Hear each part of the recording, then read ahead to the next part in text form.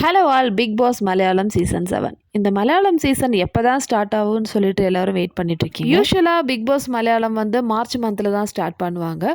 ஆனால் இது வரைக்கும் எந்த ஒரு இன்ஃபர்மேஷனும் சேனல் சைட்லேருந்து வரல. இதுக்கு மெயின் ரீசன் என்னன்னு பார்த்தீங்கன்னா, பிக் பாஸ் மலையாளத்துக்கு தனியாக ஒரு செட் இல்லை.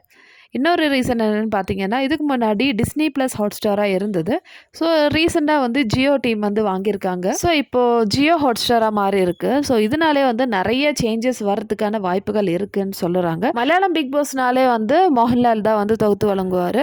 ஸோ அதே மாதிரி இந்த வாட்டியும் மோகன்லால் இருப்பாங்களா? அதே மாதிரி நம்ம தமிழில் இருந்து யாராவது மலையாளம் பிக் பாஸுக்கு போவாங்களா அப்படின்னு சொல்லிட்டு நிறைய நியூஸ்லாம் வருது. சரி, டீட்டெயிலாக பார்க்கலாம்.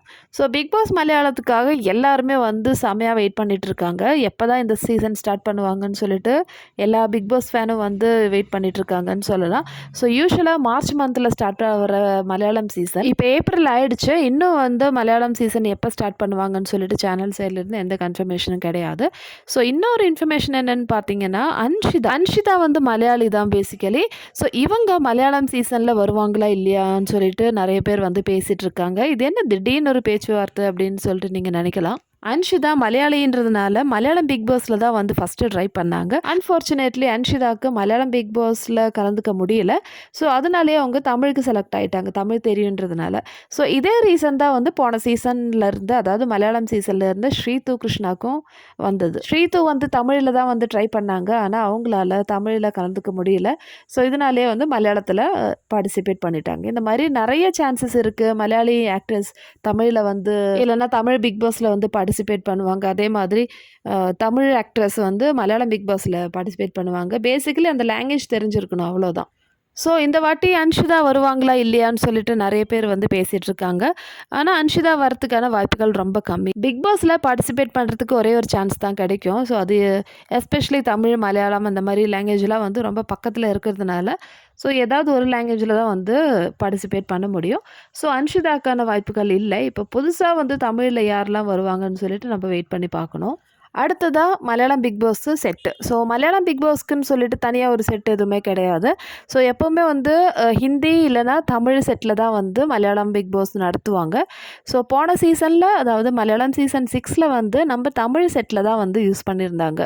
ஸோ தமிழ் முடிஞ்ச உடனே அதே செட்டில் வந்து மலையாளம் பிக் பாஸ் கண்டினியூ ஆகிடுச்சு. அதே மாதிரி இதுக்கு முன்னாடி இருக்கிற சீசன்லலாம் மும்பை செட்டு, அதாவது ஹிந்தி பிக் பாஸ் முடிஞ்ச பிறகு அவங்களோட செட்டு யூஸ் பண்ணுவாங்க. ஸோ இந்த ஒரு ரீசன்னால் கூட மலையாளம் பிக் பாஸ் லேட் ஆகிறதுக்கான வாய்ப்புகள் இருக்குது. இப்போ இந்த ஒரு பிரச்சனைக்கு வந்து ஒரு சொல்யூஷன் கிடைச்சாச்சு. என்னன்னு பார்த்தீங்கன்னா, மலையாளம் பிக் பாஸுக்குன்னு தனியாக ஒரு செட் வந்து வரப்போகுது. ஆனால் மலையாளம் செட்டு வந்து கேரளாவில் இல்லை. ஸோ தமிழ் பிக் பாஸ் நடக்கிற இவிபி சிட்டிக்கு பக்கத்துலேயே வந்து இன்னொரு செட் வந்து அவங்க போட போகிறாங்க.